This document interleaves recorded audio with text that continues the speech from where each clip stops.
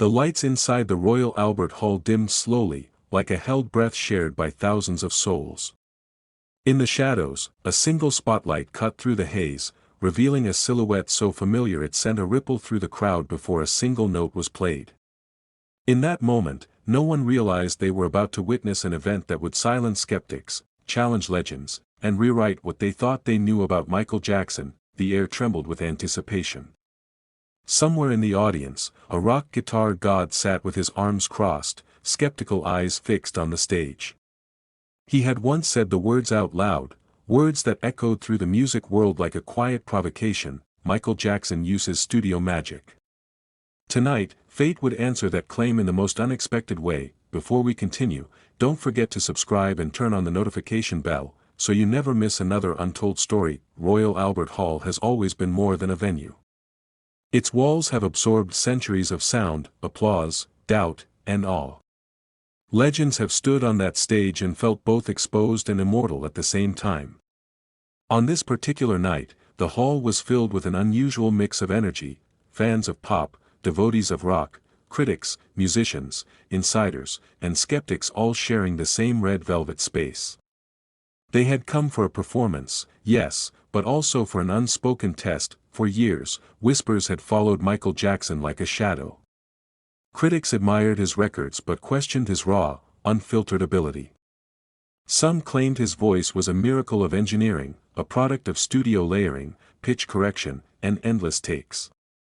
Among those voices was Jeff Beck, a guitarist revered for his purity of sound, his refusal to hide behind effects, his belief that true musicianship revealed itself without safety nets. Jeff Beck was not a villain in this story. He was a purist. A man who believed that music should bleed truth. When he once suggested that Michael Jackson relied heavily on studio magic, it wasn't malice, it was doubt. And doubt, when aimed at a figure as towering as Michael Jackson, carried weight. Michael Jackson, for his part, heard everything. He always did. Fame had sharpened his senses, not dulled them. He knew the whispers.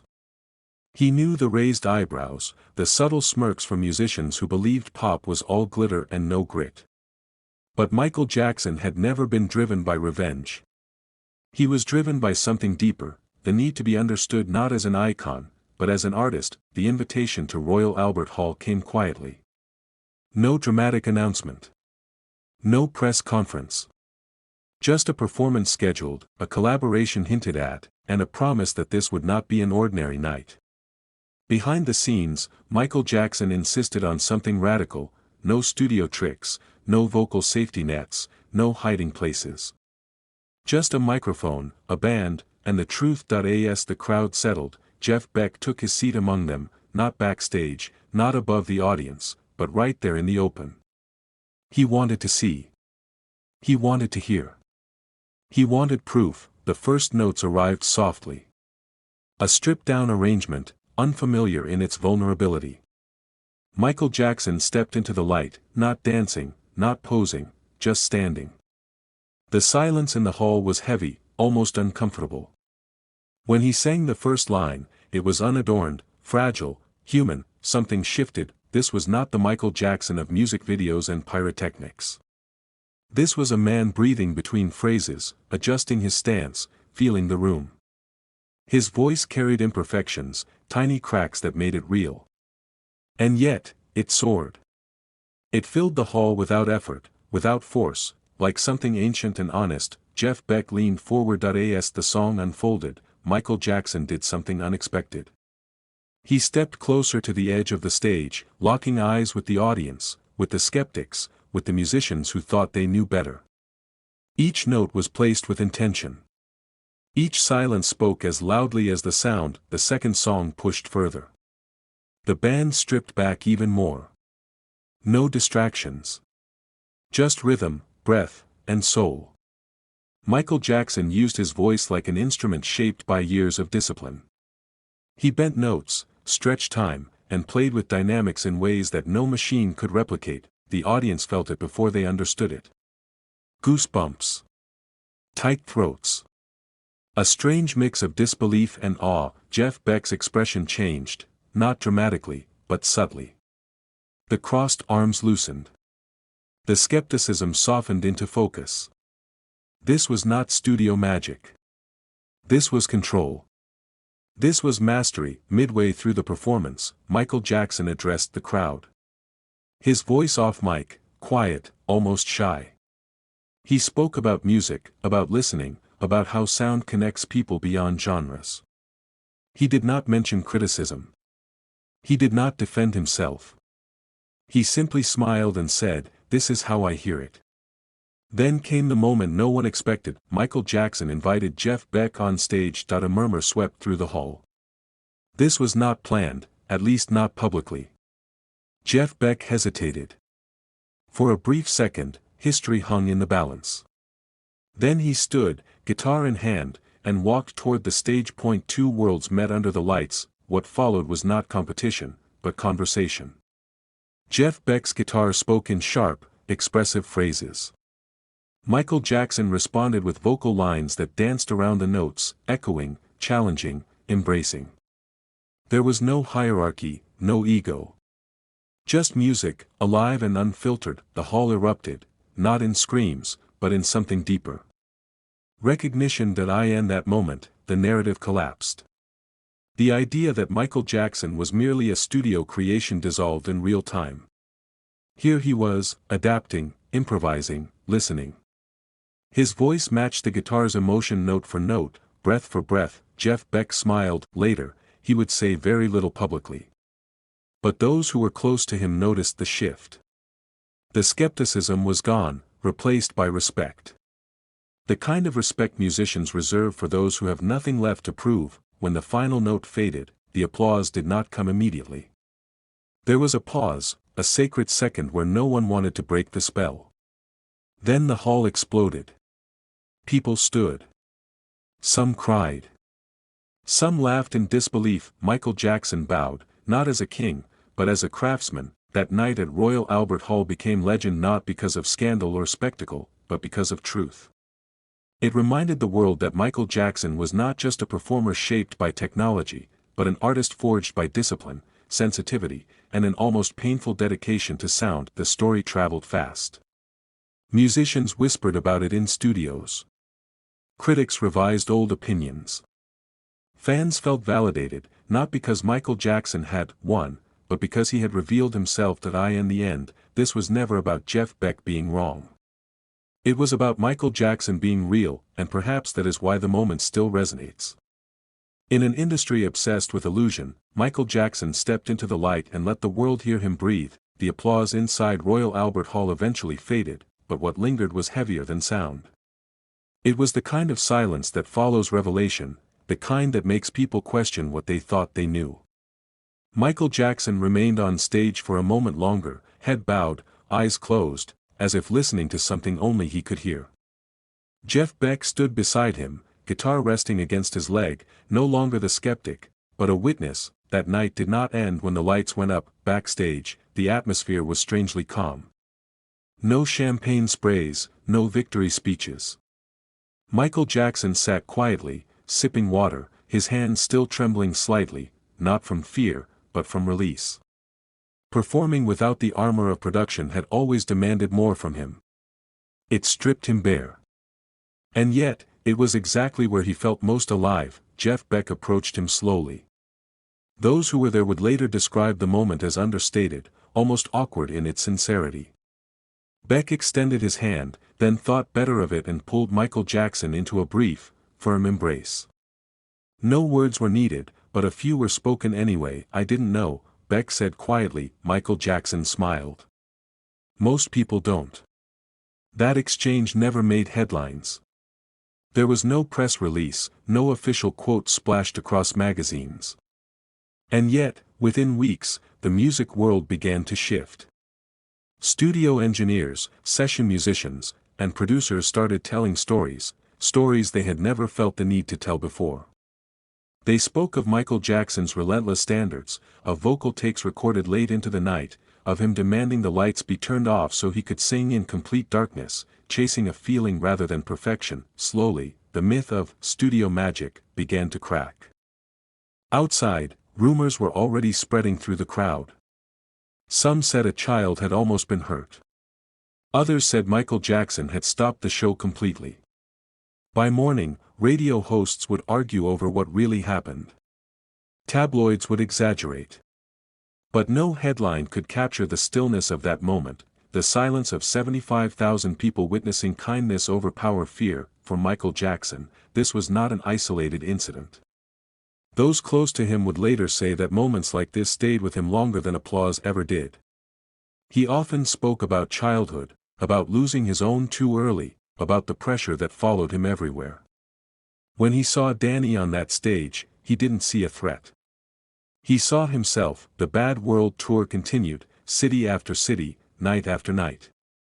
The choreography remained flawless. The crowds remained enormous. But for those who had been in Chicago, there was a quiet understanding that something rare had happened, something unscripted, something honest. Danny returned to school a different child. Teachers noticed it immediately. He spoke with more confidence. He carried himself differently. When classmates asked about the glove, he didn't boast. He told the story simply, as if he still couldn't believe it himself. At home, the glove was kept in a glass case Maria bought secondhand, placed carefully in the living room where sunlight couldn't reach it, but the true impact wasn't the glove itself. It was what it represented. Danny began to draw more. To sing more. To imagine futures that had once felt impossible. He joined school talent shows. He saved programs from concerts he couldn't attend. Whenever doubt crept in, Maria reminded him of that night, of how Michael Jackson had seen him, listened to him, and chosen compassion over caution. Years passed. The world changed. Michael Jackson's life became increasingly complicated, his public image shaped by forces far beyond music. Headlines grew darker. Opinions grew louder. But Danny never stopped believing in the man he met on that stage. When Michael Jackson passed away in 2009, Danny was grown. Like millions around the world, he sat in silence, replaying old songs, old memories. But his grief was different. It was personal. He didn't mourn a distant icon. He mourned the man who had once knelt before him and changed his life without even realizing it. At the memorial, as fans gathered and shared stories, Danny finally spoke publicly about what happened in Chicago. Not for attention. Not for validation. But because he felt the world needed to hear it, needed to remember that Michael Jackson was more than controversy, more than headlines, that he was human. The story spread quietly at first. Then faster. Concertgoers from that night came forward, confirming the details. Security staff admitted how close they had been to intervening.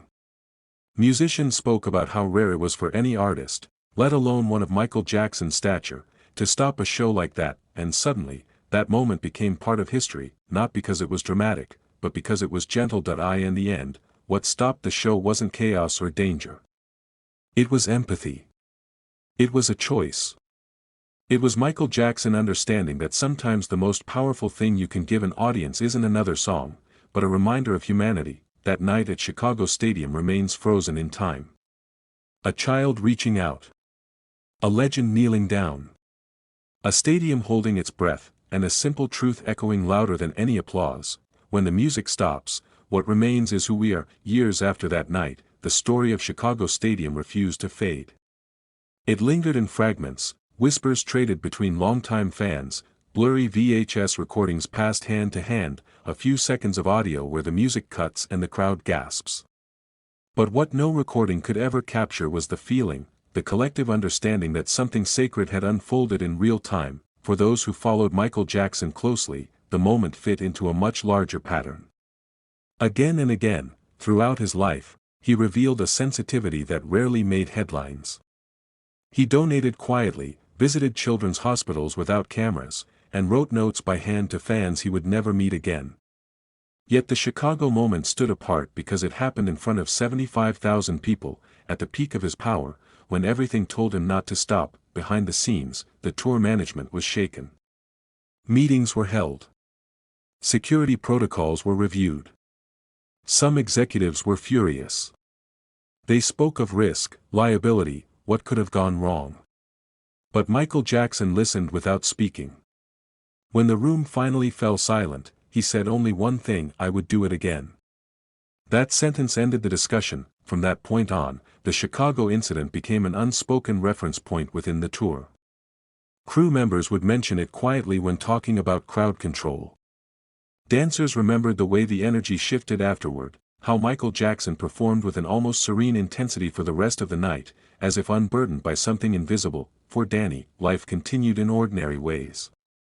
School, homework, scraped knees, birthdays. Yet nothing was ever entirely ordinary again. The glove remained in its case, but its presence shaped the atmosphere of their home. It wasn't displayed as a trophy. It was treated with reverence, almost like a reminder that the world could surprise you when you least expected it. Maria often thought about the look in Michael Jackson's eyes that night. Not the superstar gaze she'd seen on television, but something softer: recognition. She understood then that fame had not erased his ability to connect. If anything, it had sharpened it. As Danny grew older, he learned that not everyone believed the story. Some classmates rolled their eyes. Some adults smiled politely. But whenever doubt surfaced, Danny returned to one truth: he knew what had happened, because he had felt it. He had felt the warmth of a hand extended in kindness, the stillness of a stadium waiting, the permission to dream bigger than circumstance. The world's relationship with Michael Jackson grew more complicated as time went on. Public narratives fractured. Opinions hardened. Yet moments like Chicago quietly endured, passed down among fans as evidence of something deeper than controversy. In the early 2000s, a journalist researching fan interactions reached out to Danny. He hesitated at first, protective of the memory. But when he finally agreed to speak, he did so not as someone chasing attention, but as a witness preserving history. The article never went viral. It didn't need to. It found its way to the people who understood. When Michael Jackson died, the grief felt global. Streets filled with music. Candles burned through the night. And in a small Chicago apartment, Danny opened the glass case for the first time in years. He held the glove again, heavier now with memory than sequins. For the first time, he cried not just for the man, but for the innocence of that moment, one that could never be recreated. In the years that followed, Danny chose a life of creativity. Not because he wanted fame, but because he believed in expression. He volunteered with youth programs, teaching kids art and music, telling them that their voices mattered, even when the world seemed too loud to hear them. Sometimes, a child would ask him if the story was true. Danny would smile and say, "Yes. And it's true because someone chose kindness." The legacy of Michael Jackson will always be debated in numbers: records sold, charts topped, stadiums filled. But legacy is not only measured in scale. It is measured in moments. In pauses. In decisions made when no one expects them. That night in Chicago, the Bad World Tour delivered everything it promised: spectacle, sound, history. But it also delivered something else: a reminder that humanity can interrupt even the biggest performance. The boy grew up. The glove became legend.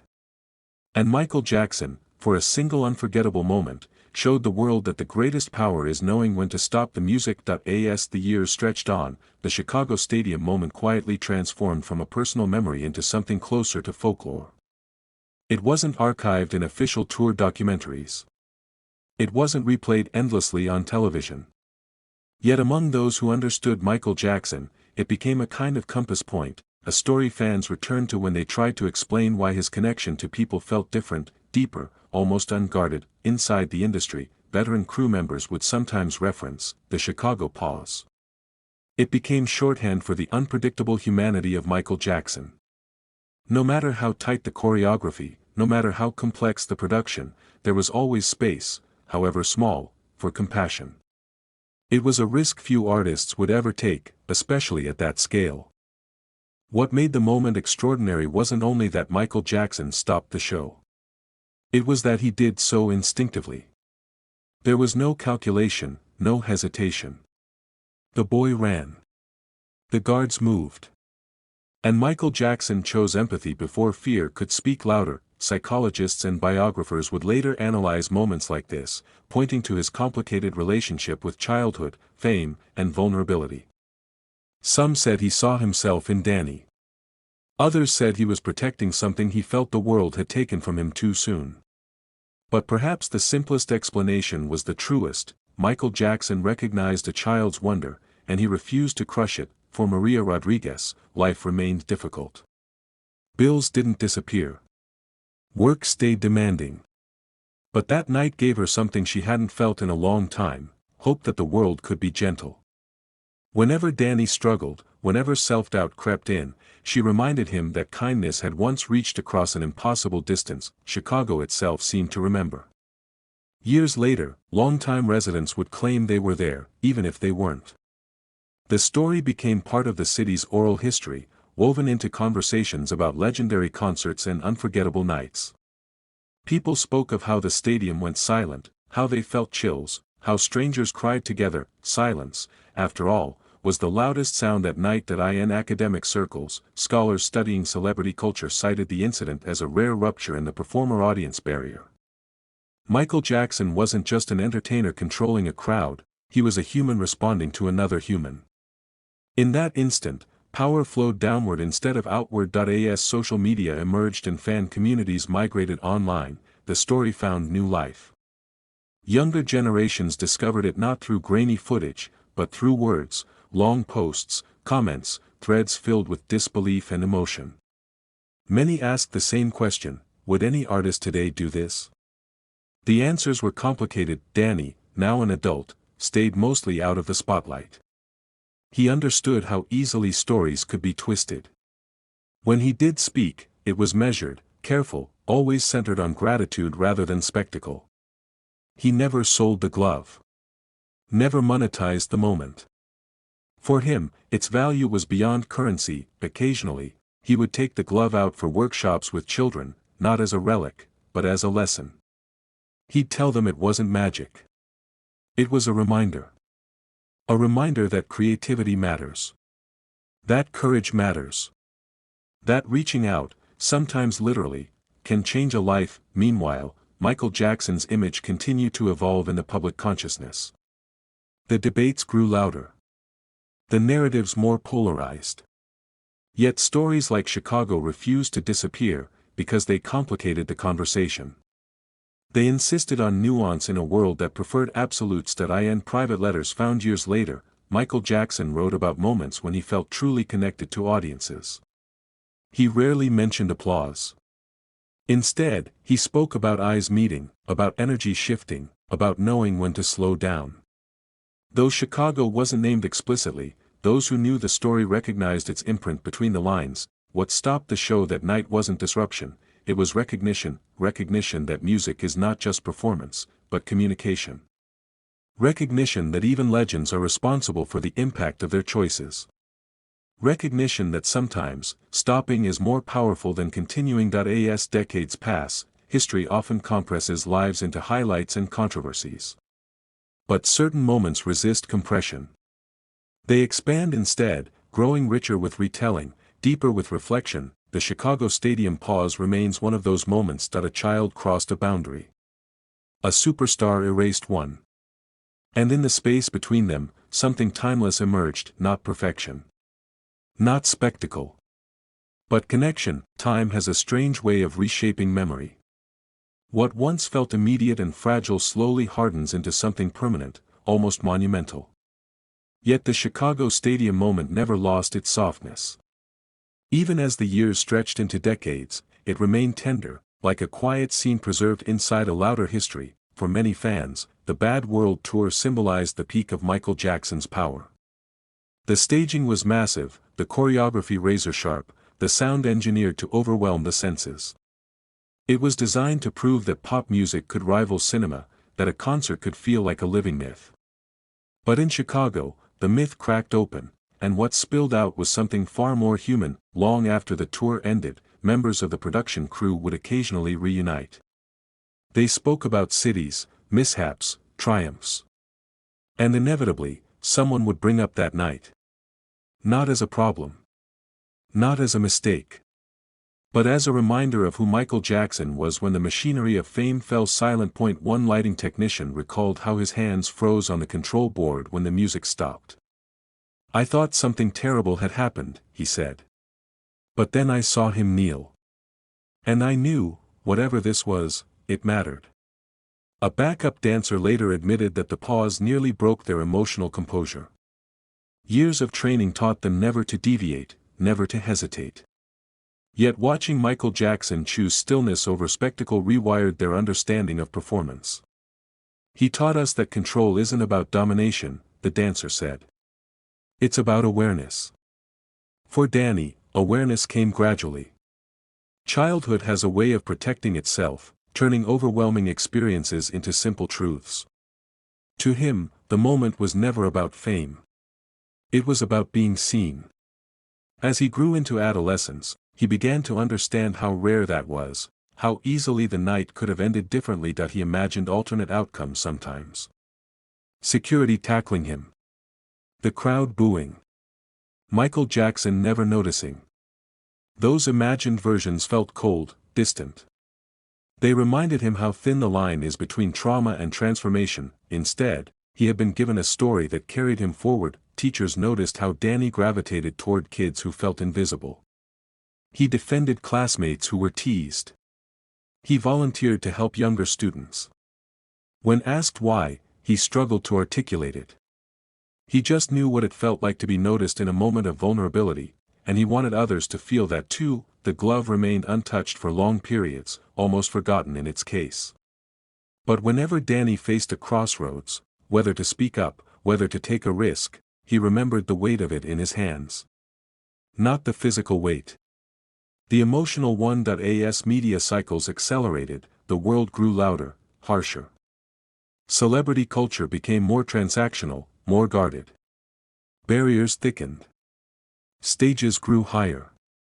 Security tightened. The idea of a child reaching an artist felt increasingly unthinkable, and yet, fans kept returning to the Chicago story. They shared it not to criticize modern performers, but to mourn something lost, a sense of closeness, of shared vulnerability between artist and audience. In documentaries about Michael Jackson, the moment was sometimes mentioned briefly, if at all. Producers struggled with where it fit. It wasn't scandalous. It wasn't musical innovation. It didn't advance a narrative of excess or tragedy.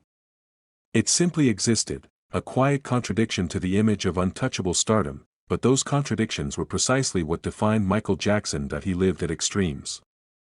Isolation and adoration. Control and sensitivity. Precision and spontaneity. The Chicago pause embodied all of it in seconds. Cultural historians later described it as a rupture of hierarchy. For a brief instant, the vertical structure of celebrity flattened. The distance between icon and child disappeared. What remained was an exchange unmediated by contracts, cameras, or expectation. That is why it endured. Danny eventually became a father himself. The first time he held his child, he thought not of fame, but of responsibility. He wondered how many small moments shape a life, how many chances adults have to either protect wonder or extinguish it. He told his child the story years later, not as a fairy tale, but as a lesson. "You matter," he said. "Even when you feel small." The glove stayed with the family, still unsold, still protected.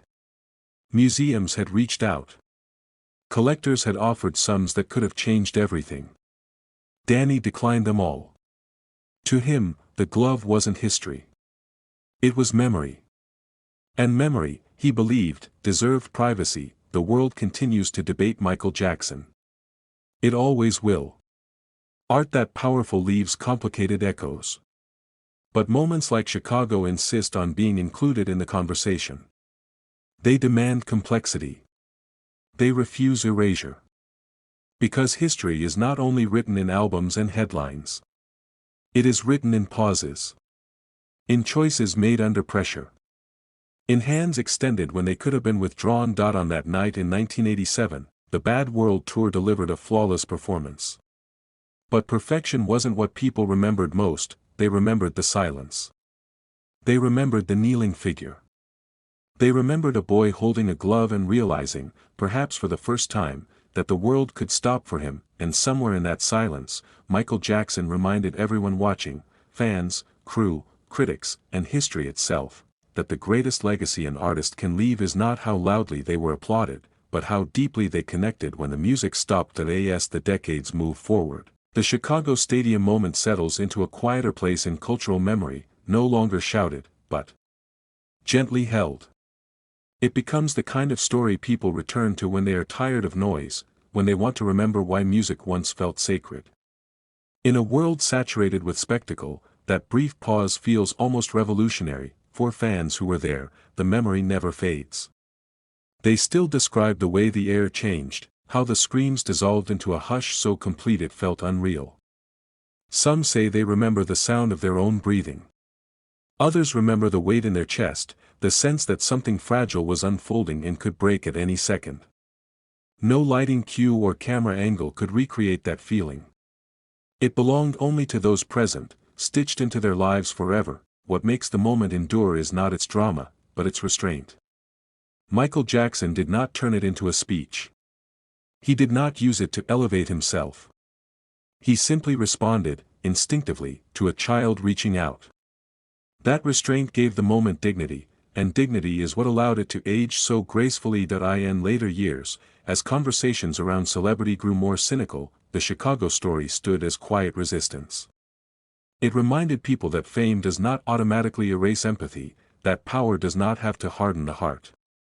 For many, it became evidence that Michael Jackson understood something fundamental about connection, that it could not be manufactured, only honored when it appeared. Danny, reflecting on his life, often says the most important gift he received that night was not the glove. It was permission. Permission to believe that he mattered. Permission to dream without embarrassment. Permission to reach out, even when the distance feels impossible. Those permissions shaped his choices more than any object ever could. As time continues its slow work, the stadium itself has changed. The crowds have moved on. The tour exists now only in recordings and memories. But the pause remains, suspended in collective imagination, a reminder that even at the height of performance, humanity can take center stage, and perhaps that is why the story still finds new listeners. Because beneath the lights and legends, it speaks to something universal. We all want to be seen. We all want our small, handmade offerings to matter. And sometimes, against all odds, they do. If this story stayed with you, take a moment to subscribe, like, and share. By doing so, you help ensure that moments of compassion like this one are never lost, and that the human side of legends like Michael Jackson continues to inspire long after the music fades.